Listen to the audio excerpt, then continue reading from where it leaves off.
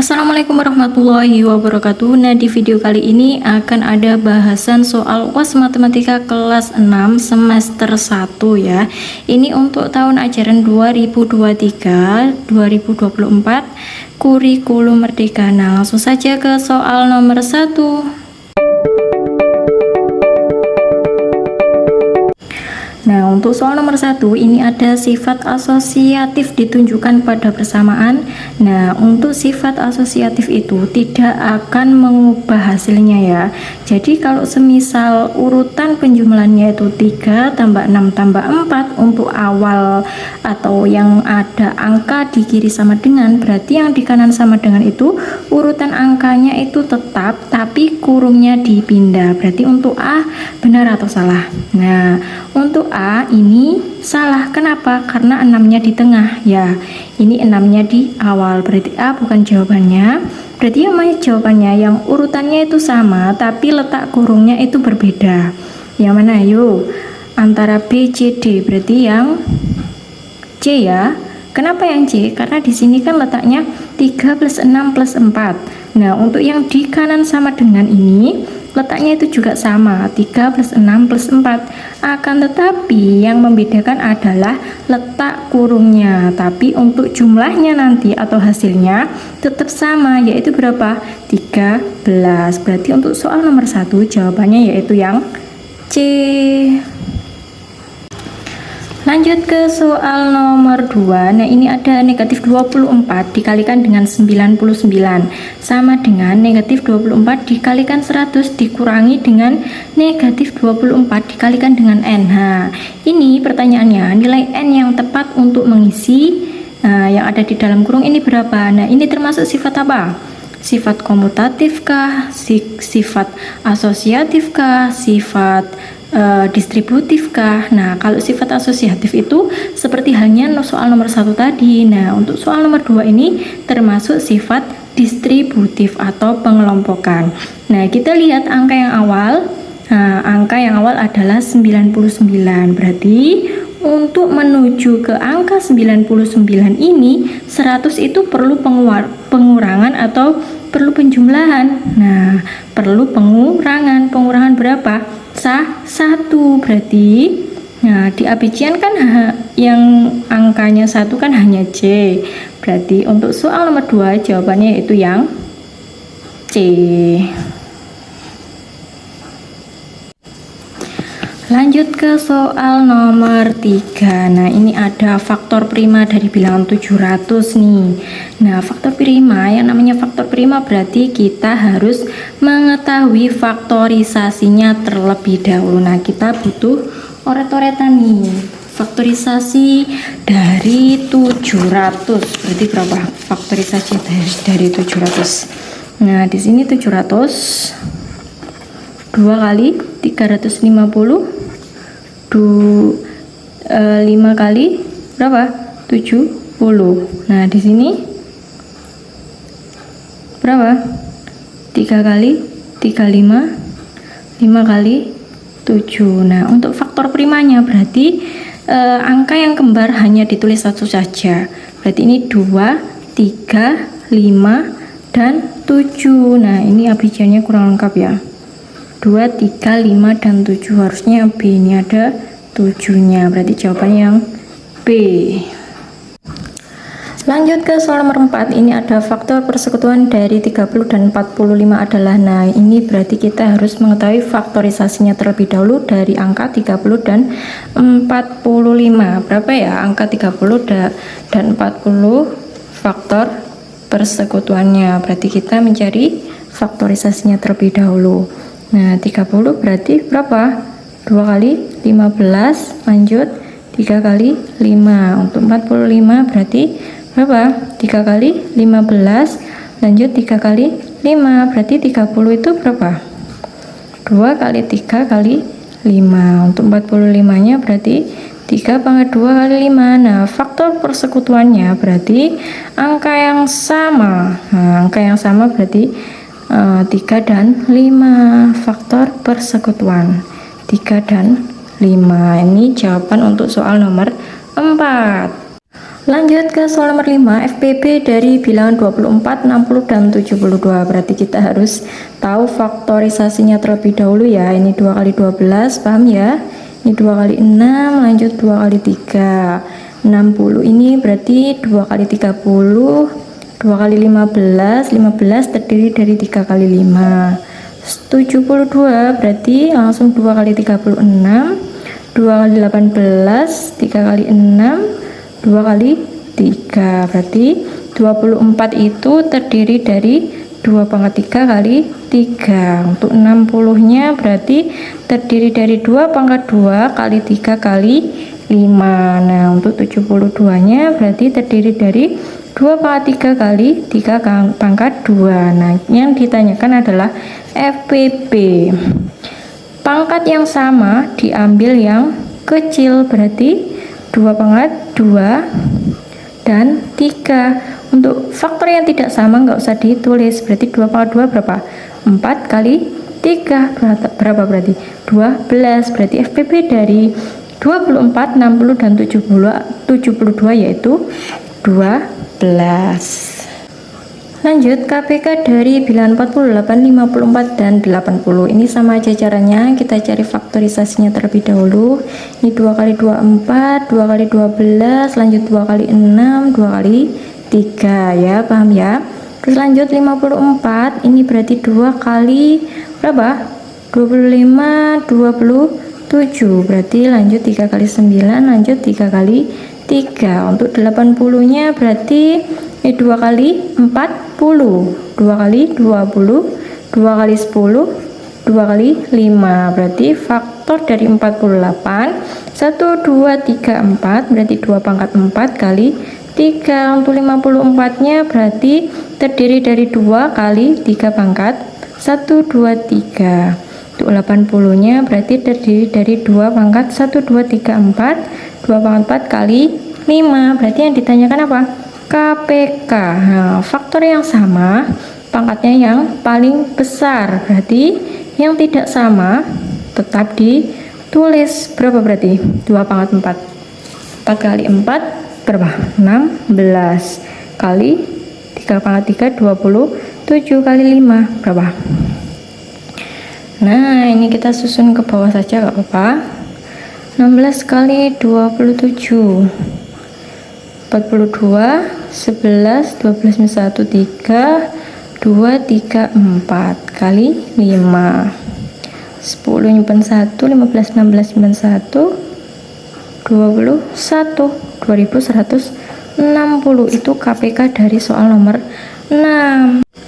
Lanjut ke soal nomor 7. Lampu A menyala tiap 15 detik dan lampu B menyala setiap 20 detik. Jika kedua lampu awalnya dinyalakan bersama, maka lampu itu akan menyala bersama-sama lagi setiap berapa detik lagi.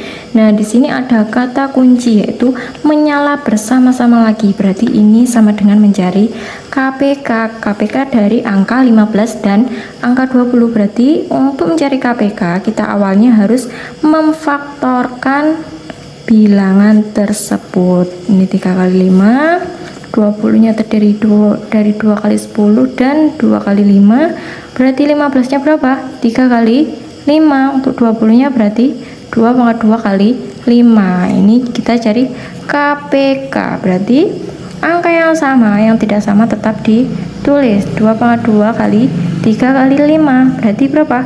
4 kali 15 berarti 60. Nah, berarti lampu itu akan menyala bersama-sama lagi setiap 60 detik atau 1 menit. Lanjut ke soal nomor 8. Niko berenang tiap 5 hari sekali, Farel berenang tiap 4 hari sekali. Nah, Andika berenang tiap 6 hari sekali. Mereka berenang bersama-sama itu awalnya pada 6 Maret nih.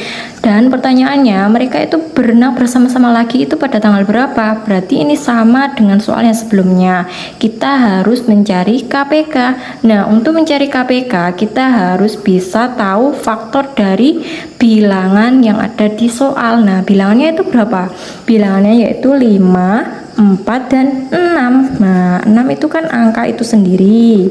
Nah, untuk 4 berarti 2 kali 2. Untuk 6-nya 2 kali 3. Berarti faktor dari 5 yaitu 5. Sedangkan faktor dari 4 yaitu 2 pangkat 2. Untuk 6-nya berarti 2 dan 3. Nah, kita tetap yaitu mencari KPK. Nah, untuk mencari KPK, kita cari angka yang sama tapi pangkatnya yang besar. Berarti 2 pangkat 2 kali 3, angka yang tidak sama tetap ditulis, berarti 4 kali 15. Nah, berapa ini berarti? 60. Nah, 60-nya ini dalam bentuk apa?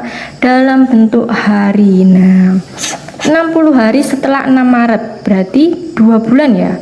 Kenapa 2 bulan? Karena 1 bulan itu 30 hari. Nah, 2 bulan setelah 6 Maret, berarti tanggal berapa? Tanggal 6 Mei mereka akan berenang bersama-sama lagi. Jadi jawaban soal untuk nomor 8 yaitu tanggal 6 Mei. Lanjut ke soal nomor 9, akar pangkat 3 dari 4096. Nah, ini khusus untuk nomor 9 ada abijannya. Nah, jika kalian menemukan soal seperti ini, kalian jangan mengalihkan satu persatu angka belasan yang ada di pilihan ganda. Kalian cukup mengalihkan angka satuannya atau angka paling belakang. Misal nih, ada 9A, yang A itu kan 13, berarti kalian kalikan 3. Kenapa kalikan 3? Ini kan akar pangkat 3, berarti yang paling belakang itu kalian kalikan 3 kali 3 kali 3, berapa ini? 3 kali 3 kan 9. Nah, 9 kali 3 itu kan 27, berarti ini belakangnya itu 27, berarti yang A itu jelas bukan jawabannya ya. Nah, lanjut yang B nih, yang B kan angkanya 14. Kita ambil angka yang paling belakang atau angka satuannya yaitu 4 nih. 4 kali 4 kali 4 berapa? 16. 11 kali 4 nih berapa? 64. Yang B jelas bukan jawabannya. Lanjut nih yang 15, berarti yang 15 itu jelas kelipatan 5, yang C jelas bukan ya, karena harusnya itu kelipatan 5. Terus yang D nih, yang D 16. Nah, yang D itu 16. Yang D 16, angka satuannya kan 6, berarti 6 kali 6 kali 6. 6 kali 6 kan 36. 36 kali 6 yaitu 216. Nah, ini kan angkanya yang 6. Nah, coba kalau kalian nggak percaya, 16 pangkatkan 3 atau 16 pangkat 16 kali 16 kali 16. Nah, ini kan 16 kali 16. Nah, 36, 39, 6. Ini 1, 6, 256. Kalikan 16 lagi nih. 6, 3 ya. 12, 15, 6, 5, 2. Kita tambahkan 6, 9, 0, 4. Yaitu jawabannya yang D. Lanjut ke soal nomor 10. Nah, ini ada akar pangkat 3 dari 512. Nah, ini sebenarnya itu soalnya udah masuk karena SMP ya, tapi ini dimasukkan saya masukkan ke kelas 6 supaya buat latihan juga, karena untuk semester 1 itu dituntut bisa perkalian kuadrat dan akar pangkat 3. Nah, ini akar pangkat 3 dari 512 dibagi dengan akar pangkat 3 dari 64 ditambah dengan akar dari 49. Nah, yang namanya akar pangkat 3 itu bilangan yang sama jika dikalikan secara berurutan 3 kali, hasilnya akan menghasilkan angka 512. Berapa? Kalian untuk kelas 6 biasanya disuruh menghafal akar pangkat 3 atau bilangan berpangkat 3 1 sampai 10. Nah, ini tidak hanya bilangan berpangkat 3, bilangan kuadrat atau bilangan berpangkat 2 juga harus hafal 1 sampai 10 lah minimal untuk bisa mengerjakan soal-soal akar kuadrat. Nah, ini akar kuadrat atau akar pangkat 3 dari 512 yaitu 8 dibagi dengan akar pangkat 3 dari 64 itu 4 ditambah dengan akar dari 49. Nah, akar dari 49 angka perkalian yang sama yang jika dikalikan itu menghasilkan angka 49 yaitu angka 7. Nah, ini ada operasi pembagian sama penjumlahan. Nah, ini jika ada operasi seperti ini berarti kita dahulukan yang pembagian.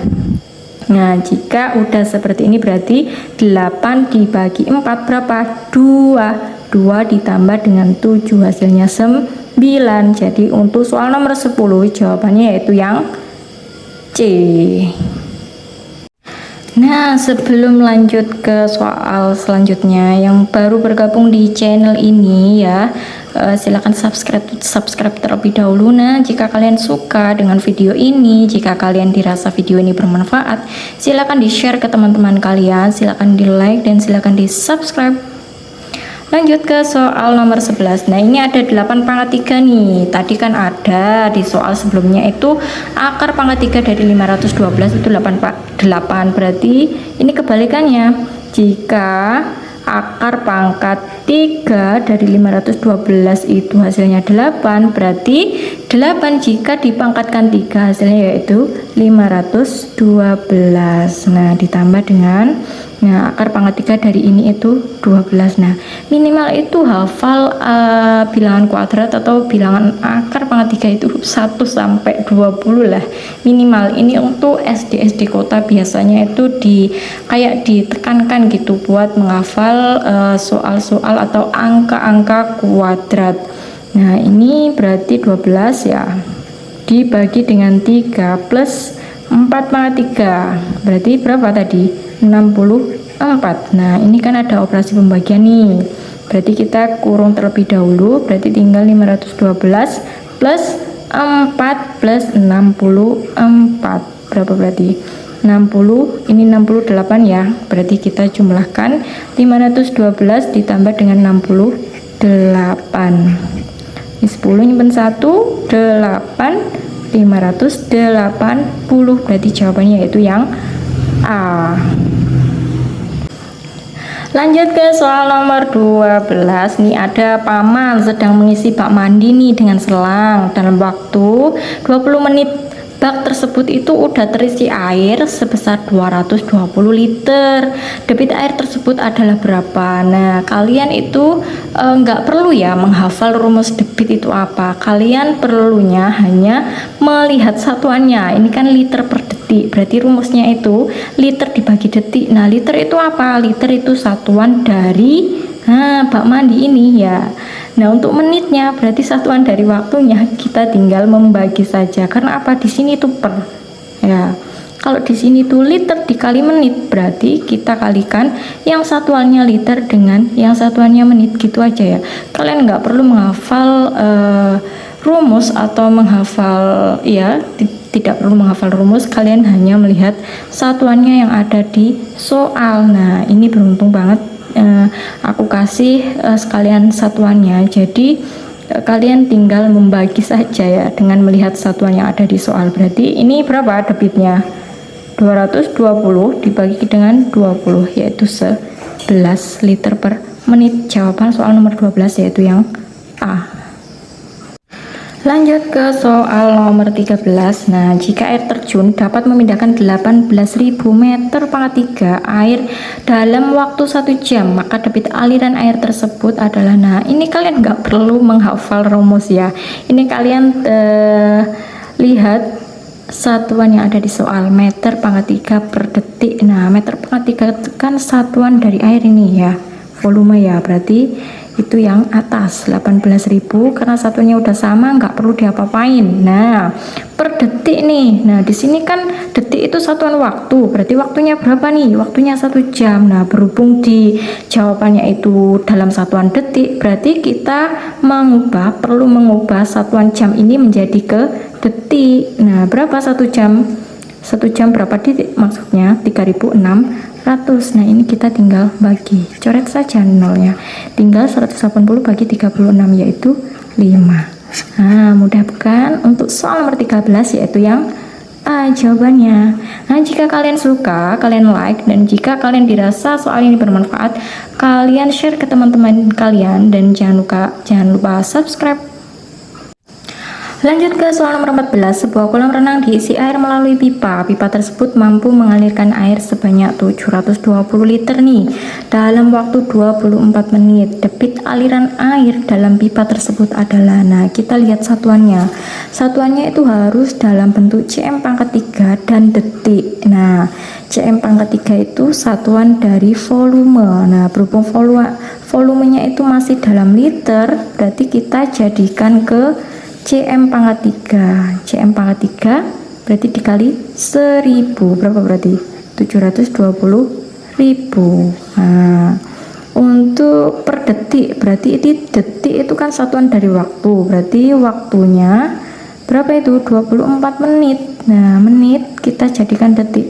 Kenapa dijadikan detik? Karena dalam soalnya itu maunya itu dijadikan cm pangkat 3 per detik. Nah, untuk dijadikan detik berarti kita harus mengalihkan berapa? 60. Nah, 24 dikalikan dengan 60 ya. Silakan kalian kalikan dengan kalkulator, hasilnya pasti detik atau sekon. Nah, berarti untuk mencari debitnya, Nah, untuk mencari debitnya berarti kita bagikan 720.000 dibagi dengan 1440, berapa berarti?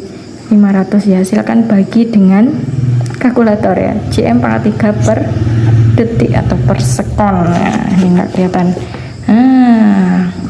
Jika kalian dirasa soal ini bermanfaat ya, silakan subscribe karena channel ini bermanfaat sekali ya buat kalian, jelas ya.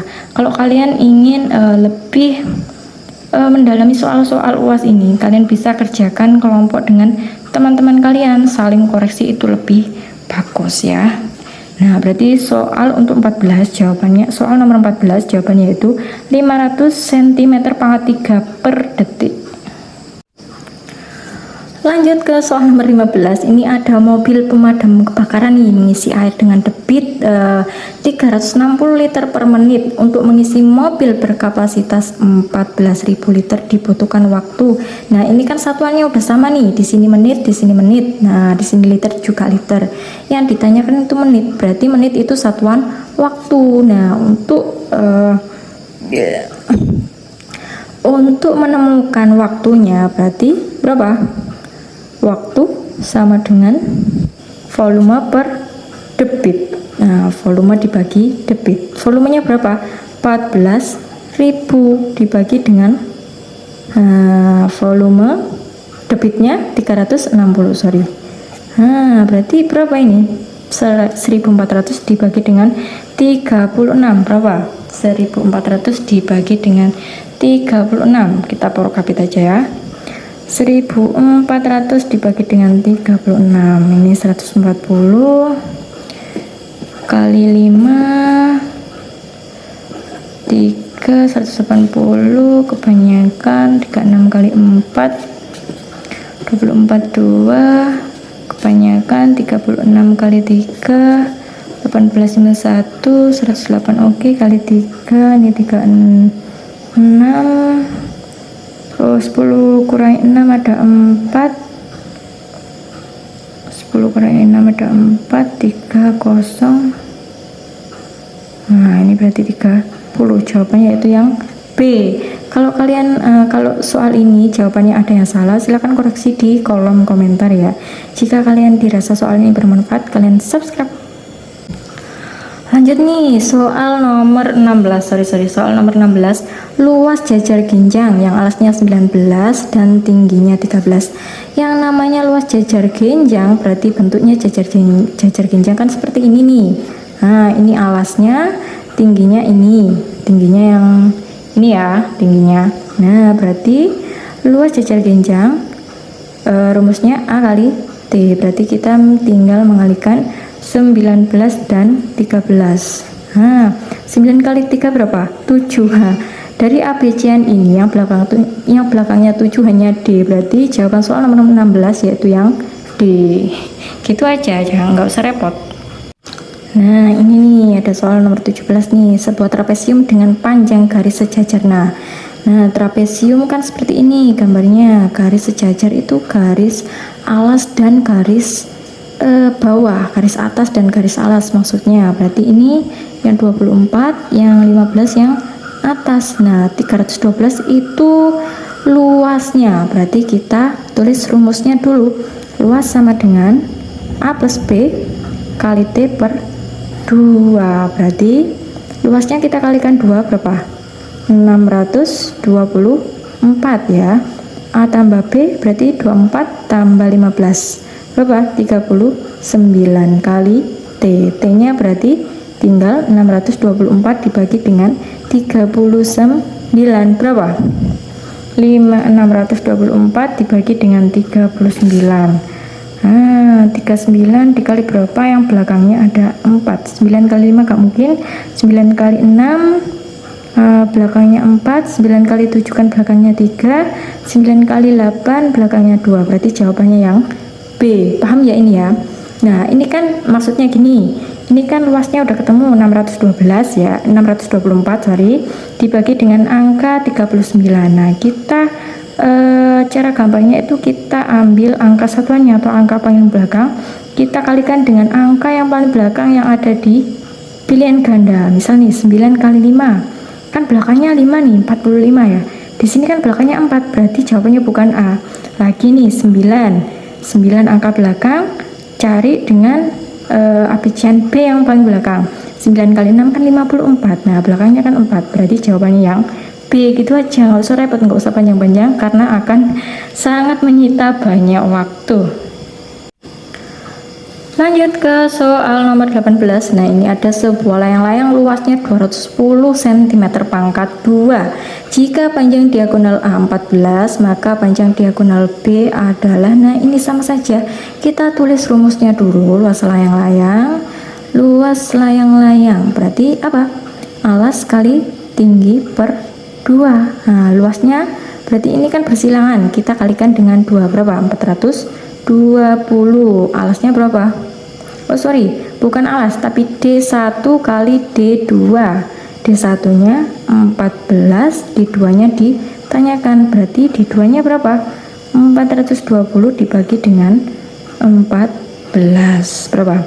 Nah, kita sama kayak yang nomor sebelumnya tadi, kita cari angka belakang dikalikan dengan angka belakang yang ada di pilihan ganda. Nah, 4 kali 5 ini kan sama-sama 0 semua nih. 4 kali 5 itu 20, belakangnya 0. Yang B juga belakangnya 0. Yang 4 jika dikalikan dengan yang C juga belakangnya 0. Berarti kita cari satu persatu ya, atau langsung kita prokabit aja. 420 bagi dengan 14 kali berapa yang mendekati 42? 12 1 pas 30 berarti untuk panjang diagonal B untuk soal nomor 18 yaitu yang C. Lanjut ke soal nomor 19 nih, ada sebuah prisma segitiga mempunyai panjang alas yang berbentuk segitiga. Jelas ya, karena prisma segitiga alasnya pasti segitiga dengan ukuran 20, tinggi segitiganya itu 12, tinggi prismanya 25. Volume, yang namanya volume bangun ruang itu semua rumusnya pasti luas alas kali tinggi. Tinggal kita melihat alasnya itu bentuknya apa. Berhubung di sini itu bentuknya segitiga, berarti volumenya berarti luas segitiga dikalikan dengan tinggi prisma. Nah, luas segitiga itu alas kali tinggi per 2 kali tinggi prismanya berapa? 25. Berarti berapa ini? Alas kali tinggi 12 kali 20 per 2 kali 25. Berarti ini bisa dicoret ya, tinggal 10, tinggal 120 kali 25 berapa? 12 kali 25 gini aja. Nolnya nanti nyimpan 1, berarti 10 1 6 4 1 ya.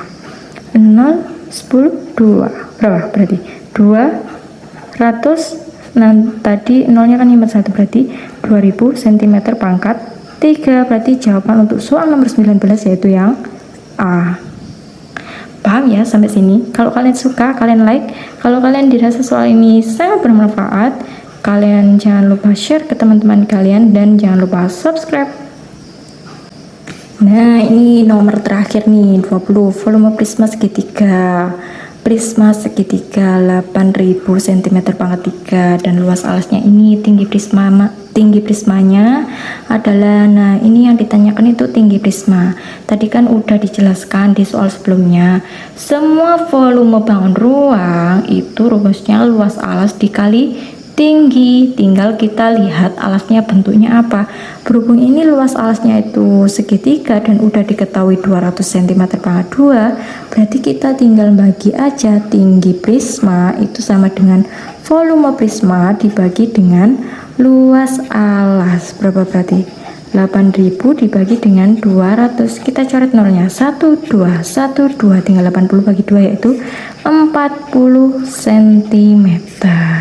Segampang itu. Berarti untuk soal nomor 20 jawabannya yaitu yang A. Nah, matematika itu gak butuh dihafal, gak butuh pemahaman yang sangat lama. Kita hanya butuh paham dan konsentrasi. Nah, semoga soal-soal atau latihan soal UAS kali ini bermanfaat dan sampai jumpa di soal-soal berikutnya. Bye bye.